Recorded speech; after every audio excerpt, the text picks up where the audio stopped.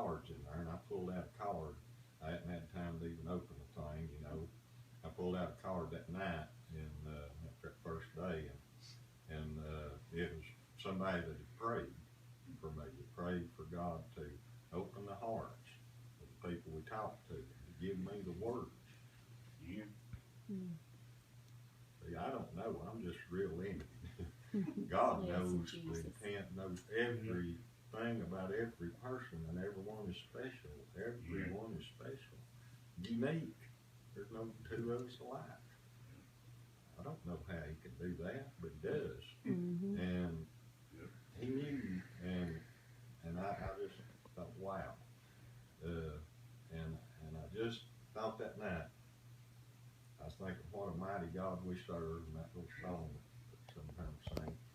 And I thought, Jesus, you know, one of these days when I get home, if you just allow me to just crawl up, I don't know if I can stand, and just massage your feet when you took the nails for me. Yeah. Yeah. And, Yeah. you didn't deserve it, I did. And, but anyway, I didn't know if you want to tell that. But anyway, we, that lady prayed to receive Christ on that flight. And I told her that story about the little woman, and I told her another story about the fellow last year that, young man that lost his little boy, 2 years old, 4 months before we got there last year, and he was just really sad. And got to explain to him how the Bible says that, you know, we can have hope to see those little fellas, you know, but we've got to, you know, do the way the Bible says, so that we don't go to heaven. And he prayed to receive Christ. And I told her that story, and I looked at her, tears were just pouring. And she had already thanked me for, she seemed to be a really good person. She thanked us for going. She said, it's so good what y'all doing going down there in the medical team. Well, when I told her that story, God just penetrated her heart. And finally dawned on me, I've got an opportunity here. You know? So I kind of quit my pouting about the trip. And I said, a question I asked that little lady, I said, I'd like to ask you. And I asked her, and she didn't know. And I said, would you like me to share with you what I shared with them? And she said, oh, please, would you? Oh. And I thought after that, and she prayed to receive Christ. And, but my thinking, it took me a little while, but I was thinking, okay, Joe, Val, little church, all my other prayer warriors are praying for me. God, yeah, they're praying for God to open lost people's hearts, to give us opportunity, to give us the words we really do. He didn't wait till we got to Brazil. He did it on the way to Chicago. Yeah. You know, that 4 hours on that in that seat to get to tell somebody the good news of the gospel and see them pray to receive Christ. I'll spend 4 hours anytime, you know. And but I just want y'all to know how much I appreciate you praying. And the main thing is to encourage you. Hey, we're on the winning team. Don't let these things get us down. All we can do is do what God asks us to do. Is keep Him first in our life and stay as close to Him as you can. I'm as guilty as anybody for letting the cares of this world cut in on my time with God. And I'd like to say, hey, every day I'm just that far right where I'm supposed to be, but I ain't. And I have to be reminded. And you'd think getting to see things that I've seen over these last several years would keep me up there, and it does help, but I have to be reminded. But I want to, I don't know, I was going to sing something else, but there's a song, this is just another thing of how God works. He's just so amazing. He's an on-time God, and He will provide on time, in His way. Back Memorial Day, my brother-in-law's dad, y'all, sister Kay, Karen, you all 2 years younger than me. She married a boy, Roger Green. And his dad, Paul Green, was a World War II veteran. Seen a lot of really tough action in the Philippines against the Japanese. And he's the most tender-hearted man I ever know. Didn't have a whole lot of worldly possessions, but he's one of the richest men I ever know. He worked, he just done whatever, different jobs, and he'd clean up places for people and sometimes haul stuff off, make a few dollars here and there.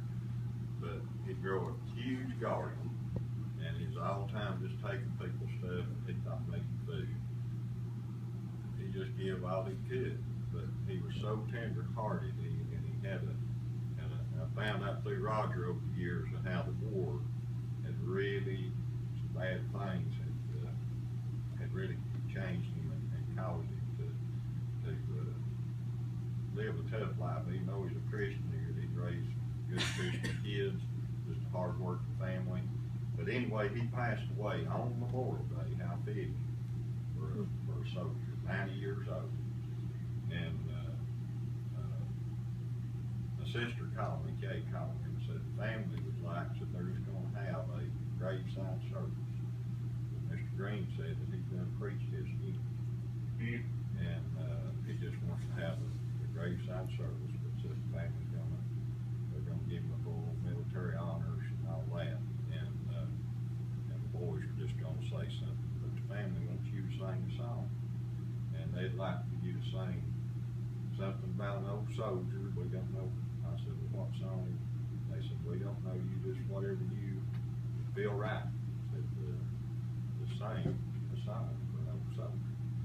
And I said, well, I'll be honored. I'll be honored to that's tough. Yeah. If you've not sung that graveside service, you know, that's a tough place to sing. So I got thinking about it, and I was thinking, well, which one of the songs that I know pretty good, because you don't want to get up there and, you know, not know the song. I was going over something, I couldn't get the right song. I just couldn't feel good about which song I was singing. I didn't know one. He was called Karen. I said, you know one, and of course she sent me I am blessed. I'm blessed that you all sing. I said, I've heard them sing it, it's great. I don't know it, and I've got to sing this song tomorrow in the morning. So I just didn't. I thought that's a great song, and I think that's just not, you know, I don't know it. So that night, on a Friday night, the service was going to be on Saturday morning. And on Friday night, I was just kind of wrestling with that. I was coming up, and I was thinking of the song or two I know.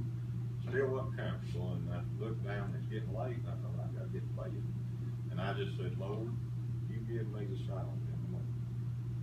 And I thought it'd just be one of the ones that I knew. I said, you just give me which one. I kind of narrowed it down to 2 or 3 that I might sing. And I thought, Lord, I can't pick a song. You just give me the song. I woke up about an hour earlier the next morning than I planned to. And I had this tune in my mind. I just started kind of singing it in my mind, and as I woke up, I started singing. It became the chorus of this song. And after a while, there in bed, I've never wrote a song. I didn't know anything about that, but it finally dawned on me. I was thinking, where have I heard that song? I'd never heard that song. And finally got up, got a pad, and started writing it down, and then give me the first verse of it. Anyway, it's an old soldier song. I used to think, well, how can people write a song, you know, if they write down the words, how to get the tune. God give me the tune. And I don't know, it's nothing real fancy, but I want to sing it for you. And it's called Old Soldier Song. But I got to tell you this, that's probably one thing that helped. Roger, his son, told me that just a few days before he died, one of the last things he remembered, he walked into the room and his dad was reaching up and said, Jesus is coming to take me home. And of course that just made Roger, and he told the family, and that was, of course course, he talked about, another time he walked into the room there a few days before, he told about, he was saying, go get my gun, I gotta protect my men. So that war was still on his mind right up to the day he died. And, but anyway, this is the song I sing at Great Council Side Service. Pray for me, I sing. This old soldier has fought his last battle on this earth. Now his faith has carried him home. Now he's singing this brand new song. He's singing praise to the Lamb that was slain. Praise to the Lamb that was slain for me. He's singing praise to the Lamb, Jesus Christ, the Lamb that has carried me home. As he crosses over Jordan, he'll hear the words, well done. You fought hard for God and country, now your soldier work is done. Come join the happy angels as they gather round the throne, and sing your joyful song forever, my soldier son. You'll be singing praise to the Lamb that was slain.